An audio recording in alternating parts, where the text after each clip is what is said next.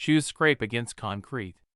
A circle of students pulls tied around the courtyard.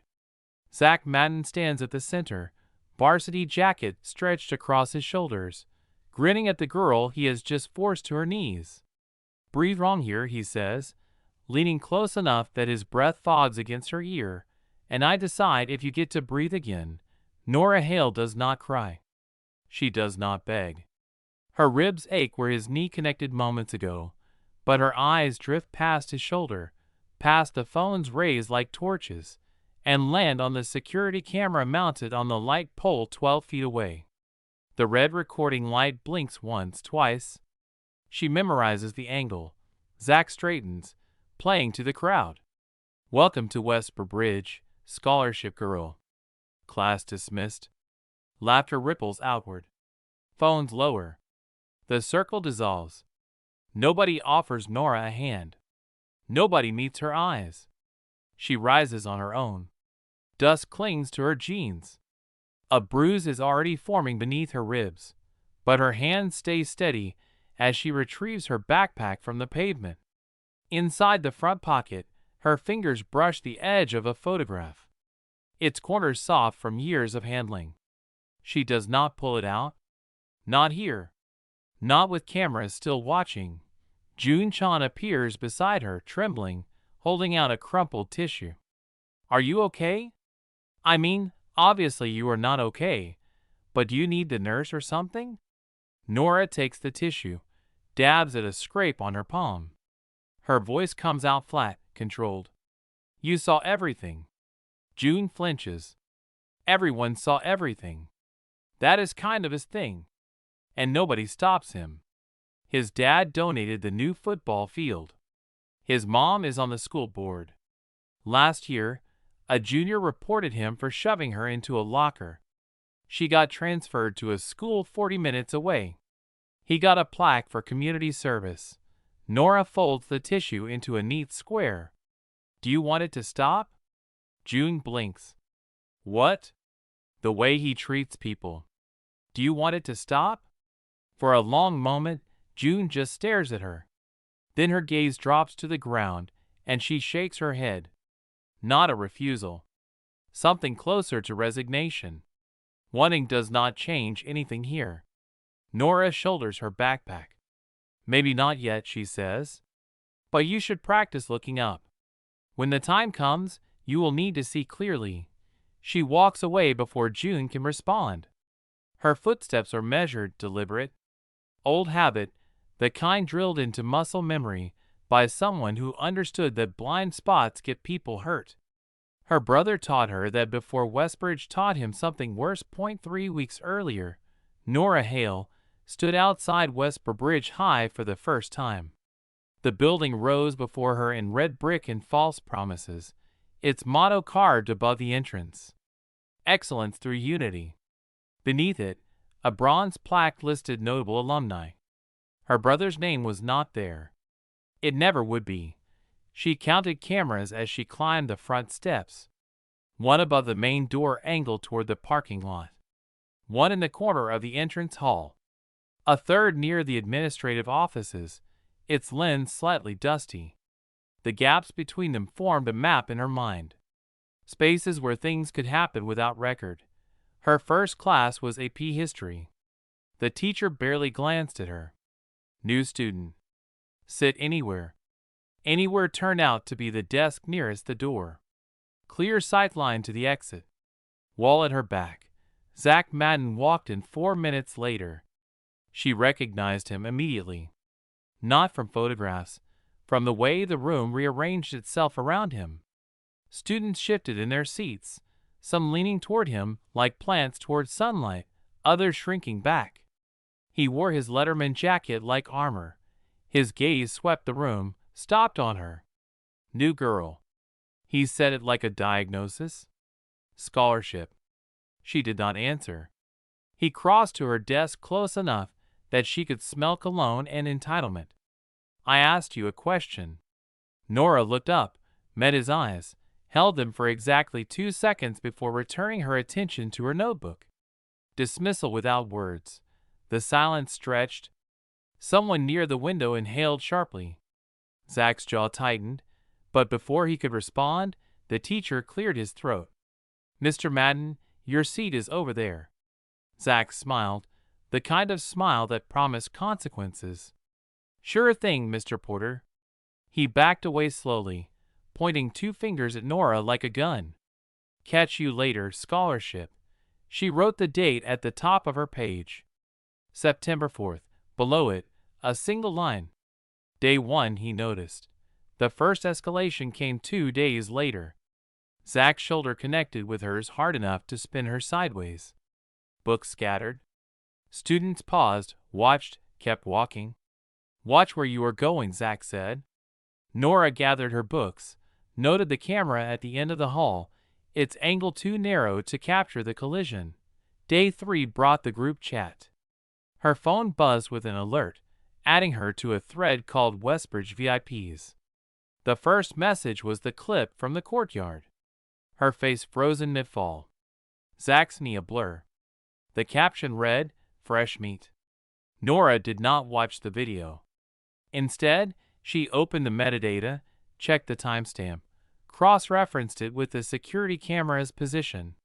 She saved the information. The next morning, her locker was painted. Red letters still dripping. Ret. Students clustered nearby, whispering, phones out. Nora approached slowly, stopping 10 foot back. She raised her own phone, framing the shot to include the locker, the paint, and the corner of the hallway camera. Then she stepped into the camera's direct line of sight and took another photo. "Not going to clean it off?" The voice belonged to Dean Harper, who had materialized beside her. "Maintenance can handle it, but some students prefer to address these things privately. Less attention that way." "I prefer documentation," Nora said. Dean Harper's smile flickered. "Documentation for my records? In case it happens again." "I am sure it will not. Westbridge takes bullying very seriously. If you have concerns, my door is always open." Nora looked at him. Really looked. "Good to know," she said. The paint was gone by lunch. No incident report filed. No cameras checked. The message was clear. Here, evidence disappears. The library confrontation came on day 5. Zach cornered her between the stacks. No audience meant no performance. "You think you are smart?" He planted one hand on the shelf beside her head. "Asking questions, taking pictures, making people nervous." Nora kept her breathing even. Her hand slipped into her jacket pocket, thumb finding the button on her phone. One press. "Recording started. I am just studying," she said. "No."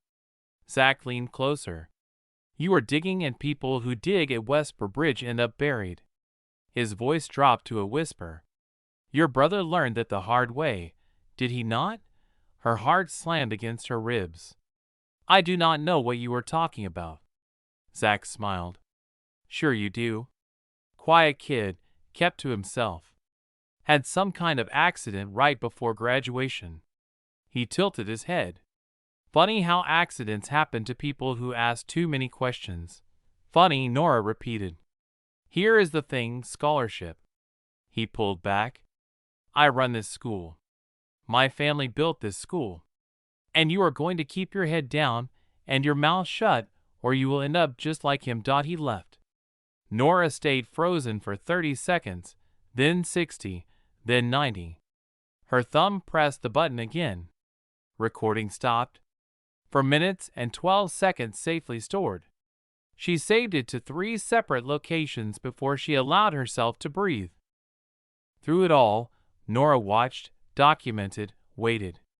Mr. Gray found her on day 9. He taught career development. "You move like someone who is trained," he said, catching her after class. "Martial arts?" Nora hesitated.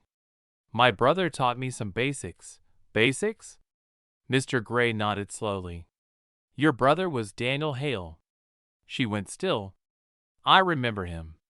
Quiet, observant. Reminded me of soldiers I served with." He met her eyes. "I was sorry to hear about his accident. It was not an accident."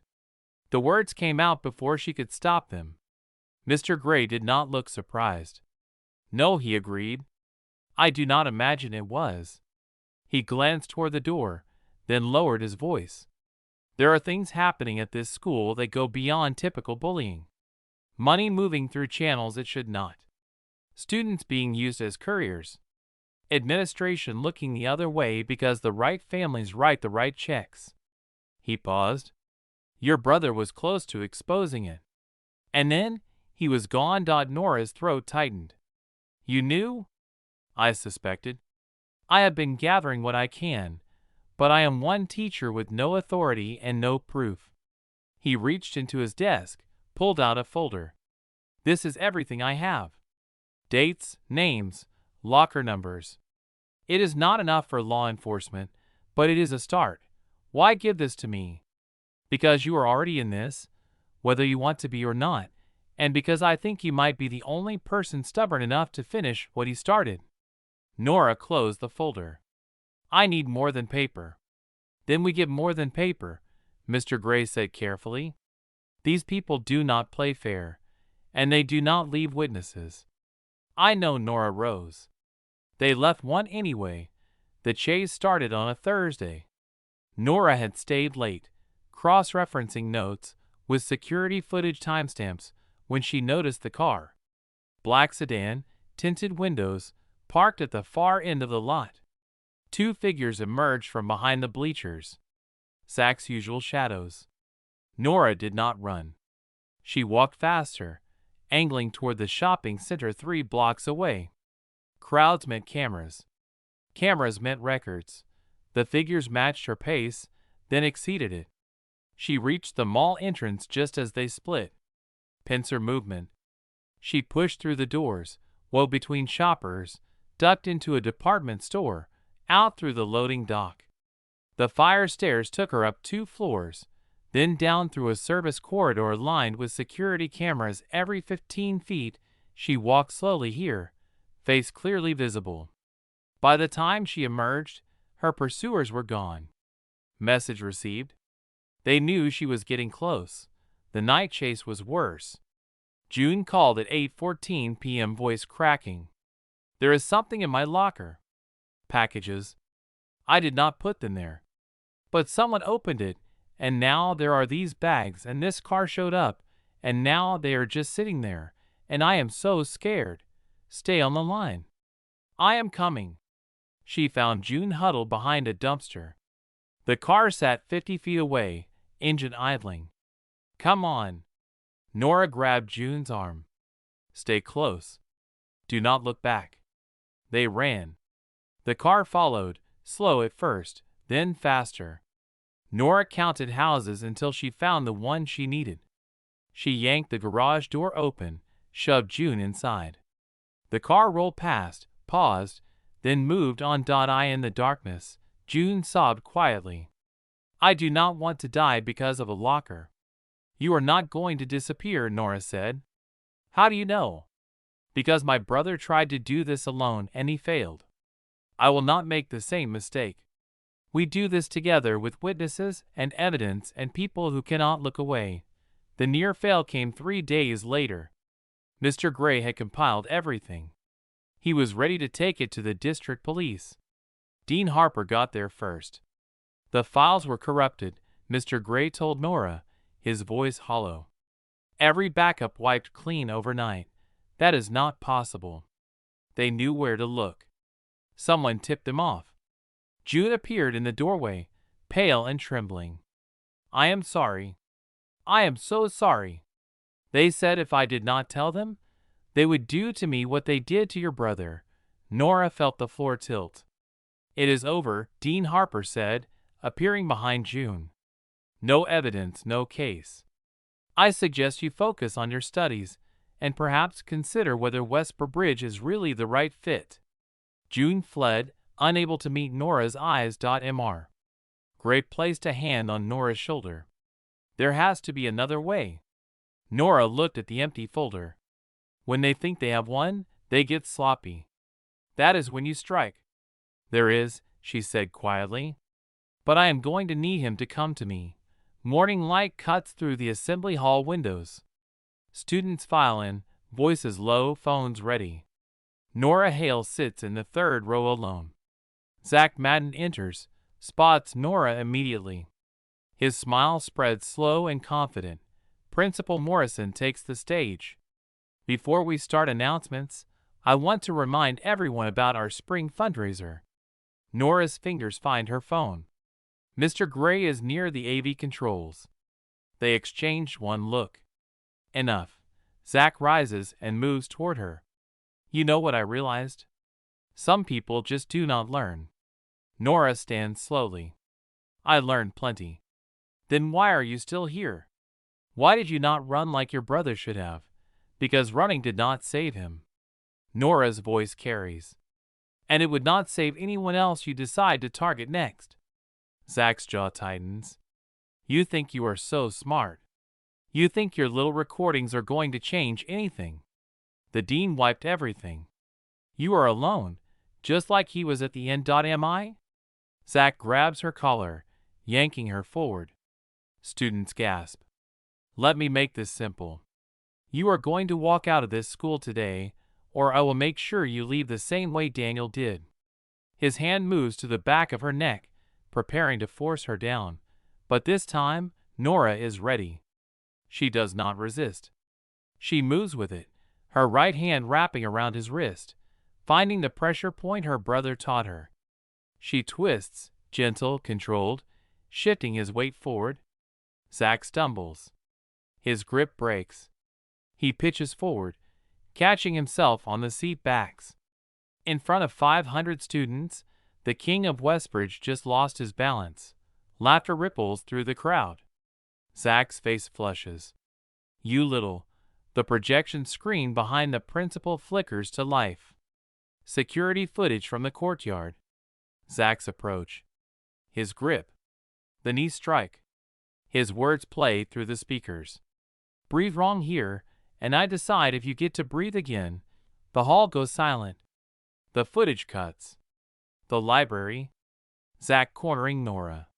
Your brother learned that the hard way. Another cut. Audio. You are going to keep your head down, or you will end up just like him. The screen splits. Financial records. Transfers through the athletic department. Timestamps. On the other side, security footage showing packages being placed in lockers, showing Zach directing operations. Nora watches Zach's face as 3 weeks of work destroys 3 years of lies. How? His voice cracks. We deleted everything. The dean deleted what he knew about. Nora's voice is steady. He did not know about the backup server Mr. Gray set up 6 months ago. He did not know about the cloud storage I created the day I arrived. You were so busy watching me that you forgot to watch everything else. Zach lunges toward June, grabbing for her phone. Give me that. You recorded this. His hand closes around it. I told you to keep your mouth shut. I told you what would happen. The same thing that happened to her brother. I will make sure you end up just like Daniel Hale. The confession echoes through 500 phones. All of them recording. Police sirens wail. Zach releases June's phone. His hands shake. This is not. You cannot prove. Your father is currently being interviewed by federal investigators, Mr. Gray says, stepping forward. They received an anonymous tip about money laundering. The same evidence playing on this screen was delivered to the FBI 2 hours ago. Dean Harper makes a break for the exit. 2 officers meet him at the door. Zach Madden. A female officer approaches. You are under arrest for assault, criminal threatening, and conspiracy. The cuffs click shut. Zach's eyes stay fixed on Nora. In them, she sees fear. Pure and absolute, June pushes through the crowd. I thought I ruined everything. When I told them, I thought that was the end. Nora shakes her head. You told them about the evidence we wanted them to find. The decoy files. We needed to know who the leak was. We needed Dean Harper to think he had one. You used me. I gave you a chance to be brave when it mattered. You took it. Everything you did in this room, standing up, letting Zach grab your phone, making him angry enough to confess. That was you. The next 72 hours blur. Interviews, statements, depositions. June testifies about the packages, the threats. Other witnesses emerge. Students who kept quiet. Teachers who suspected. The investigation expands beyond Zach into the Madden family empire. Principal Morrison resigns. The school board announces an independent review. On the third day, Nora receives word that Zach has been denied bail. That evening, she returns to Westboro Bridge. She stops at locker 247. The combination has not changed in 18 months. Inside, empty. Cleaned out after Daniel's death, she reaches into her backpack and pulls out the photograph. 2 children on a beach, grinning. Nora at 9, Daniel at 13. She tapes it to the inside of the locker door. I am sorry I was late. I am sorry I was not there. But I want you to know that I heard you. All those lessons about watching, about waiting. I listened. And when the time came, I used them exactly the way you would have wanted. They cannot hurt anyone else now. The system that failed you is being rebuilt. And your name, your real story, it will not be forgotten. June appears, carrying 2 cups of coffee. I thought you might be here. Would I have helped if I knew? I do not know, Nora says. Fear makes people do strange things. So does courage. June looks at the photograph. What happens now? The investigation will take months. Some people will go to prison. Some will cut deals. But things will change slowly, imperfectly, because enough people finally decided to look up instead of looking away. I want to help with whatever comes next, June says. The testimonies, the advocacy, whatever it takes. I am done being afraid. It will not be easy. People will push back. I know. But you showed me that one person paying attention can change everything.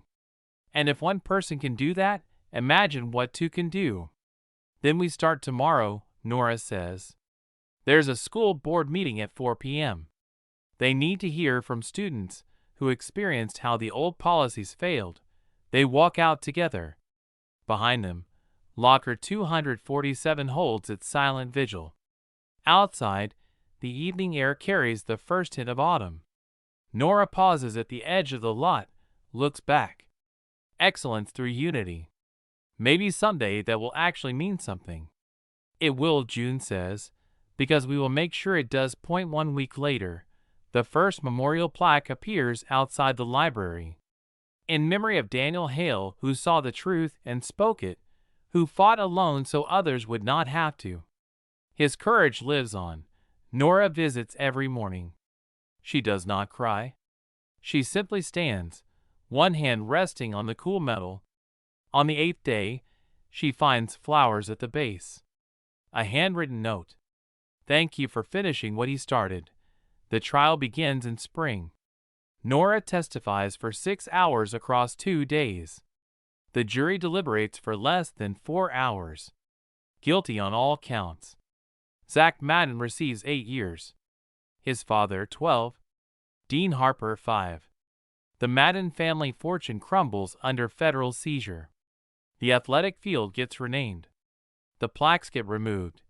Justice is never perfect. It is slow and messy. But it exists. And sometimes, if you are patient enough, brave enough, stubborn enough, it arrives. Not too late. Just in time. The school year ends on a Thursday. Nora walks through the halls one final time. June walks beside her, diploma in hand. Are you coming back next year? June asks. I think so, she says finally. Someone needs to make sure the changes stick. Someone needs to keep watching. They reach the front entrance. He would be proud of you, June says quietly. Your brother, for what you did, for who you became. Nora nods. The grief is still there. It will always be there. But it shares space now with something else. Something that feels like peace. I know, she says. That is why I keep going. She steps through the doors into the light. Behind her, Westbridge High stands silent and waiting, ready to become something better because one girl refused to look away.